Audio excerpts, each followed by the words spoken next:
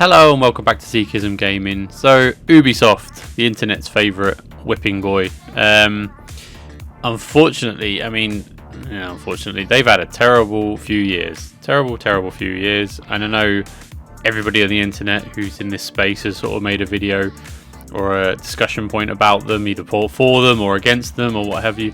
I have no opinion either way, to be honest with you. I do like a few of their games, but seemingly some of their, especially from their CEO comments that he's made over the last few months about how gamers should expect not to be able to own their games in the future and all this sort of stuff, just drives a wedge between the consumer and the business side of things. Silly and unnecessary sort of combative behaviour. Nevertheless, he's at it again. This news article here. Ubisoft's annual financial report includes a claim that monetizing games with microtransactions makes the player experience more fun. Okay, well that's not going to go down like a lead balloon, I'm sure. This is a couple of days old now. Ubisoft's annual financial report isn't exactly for us, and this obviously is a slant from the reporter. That is, people who like video games and not stocks. But surely someone at the company had to know that saying microtransactions make games more fun in a publicly available document wouldn't play well. The report, filed on June 19th, is pretty extensive, but only 10 pages in. It dives into key elements of Ubisoft's group business model and strategy, which includes further monetization after the initial purchase in the company's games. As reported by MP First, I'm assuming that is, the report includes a key point about the adoption of monetization and engagement policies that respect the player experience and are sustainable in the long term. This section includes two seemingly contradictory statements reading, at Ubisoft, the golden rule when developing premium games is to allow players to enjoy the game in full without having to spend more. Our monetization offer within premium games makes the player experience more fun by allowing them to personalize their avatars or progress more quickly.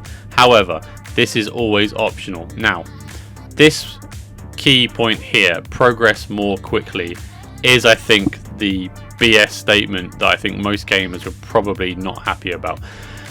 Loot boxes are a tale as old as time when it comes to gaming now. They've been in operation now for what, 15 years? Maybe that's a bit generous, 12, 15 years, something like that.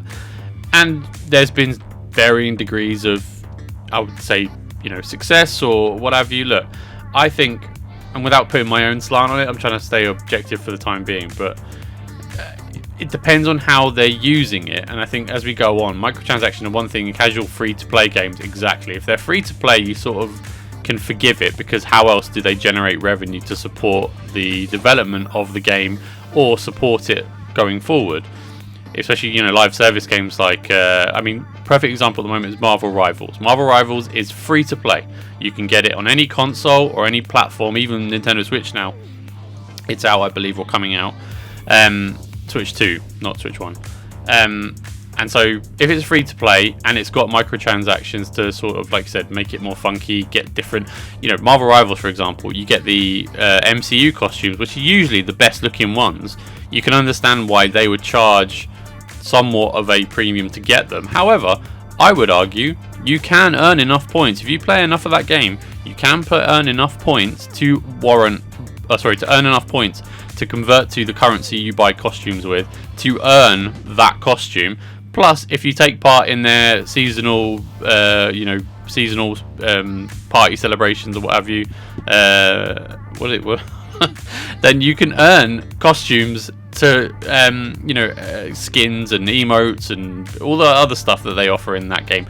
And games like it do that as well. There's no financial, sort of penalising people for not buying more of the game. Online, that's what I think us as gamers want or would advocate for.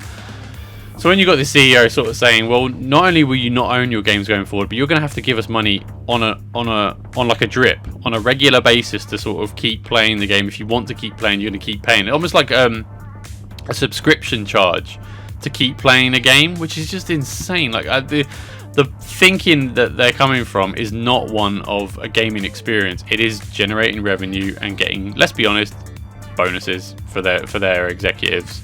And that's where we're at. It's a very corporate way of looking at things, to which essentially is people enjoying themselves playing digital video games, and an artistic endeavor from the developers and the artists who make the games. I'm not going to even touch AI, but this is a completely different conversation when it comes to premium games. If you're paying for a game up front, it's a lot harder to stomach microtransaction or additional purchases, unless it's something substantial like DLC. Again, a good point to make there.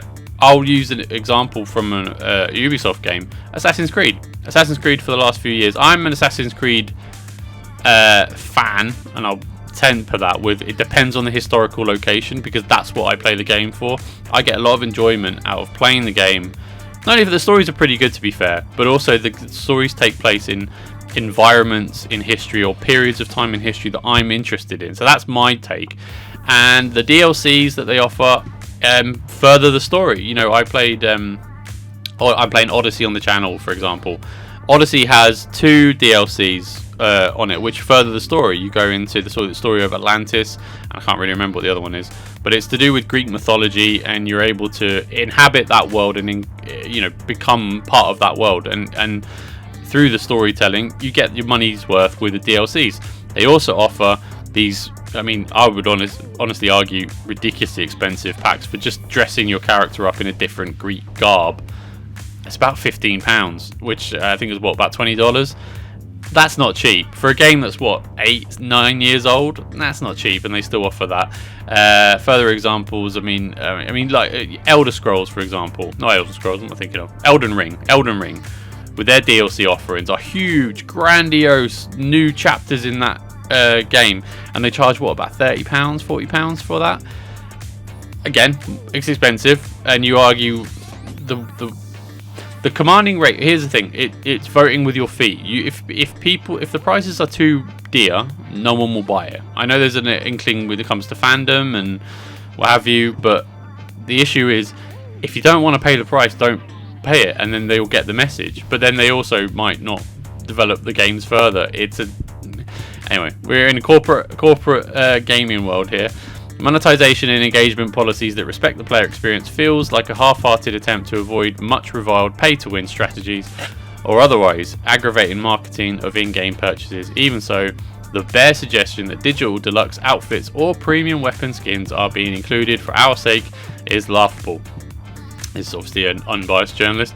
It would be more respectful if Ubisoft didn't pretend microtransactions are something players would ever classify as fun. And here's the thing: I think additional content and being forced to pay for additional content in order to sort of complete the game is a little egregious. I think there are opportunistically again corporatizing the gaming space to make the most profit. Grand Theft Auto, GTA 5, perfect example. GTA 5 is a game where you buy the game for full price, whatever the price might be for the game, and they release DLC as a way of keep bringing you back into the game, and you're not charge additional money. You can obviously buy that shark card thing and get money to use in the game currency, but you do not need in that game to get that shark card to progress in the game. If I'm going to use the word grind, but if you play enough, you earn enough, you're able to buy enough to be able to further your enjoyment of the game or add additional elements. That would be the standard bearer I'd point to. When it comes to a free to play game, Marvel Rivals is a perfect example in the recent past where you're able to play that game. If you play enough of that game, you're able to earn points and currency to be able to further your enjoyment of the game with skins or emotes or things like that. Whereas GTA 5 is a good example because it's such a grand game where there are story narrative elements in it. They have their in-game currency and stock market. There's so much you can do in that game, and the additional DLCs are not charged to the consumer. And that game's 12 years old now, and they haven't charged anything for additional DLC. Whether they follow that with GTA 6 coming out next year, it'd be curious to see if they do and they don't. But that's what I think. When it comes to this, I just think this CEO does not get it. I think he's a bit of a chancer. I think he clearly doesn't understand his audience, clearly doesn't understand his consumers, his customers, and he just furthers further the shovel in the ground with Ubisoft, and I'm sure there's a lot of people who work for that company who he's doing a disservice to. I just think it's a real stupid thing to say, stupid thing to believe, if he does believe it. Then I think he clearly doesn't get it, and the sooner he's out, the better. But there you go, that's me being harsh. What do you think? Let me know in the comment section below. Please leave me a like and subscribe on the channel. We've got additional content coming out sort of on a weekly basis. I try and get as many streams out live if I can, live streaming. But that's sort of dependent because I'm a father and I have to juggle things. But also, I try and get recorded gameplay out as well. So anything you could do to support the channel is much appreciated. Let me know what you think in the comments, and I'll see you next time. Thank you so much. Bye-bye.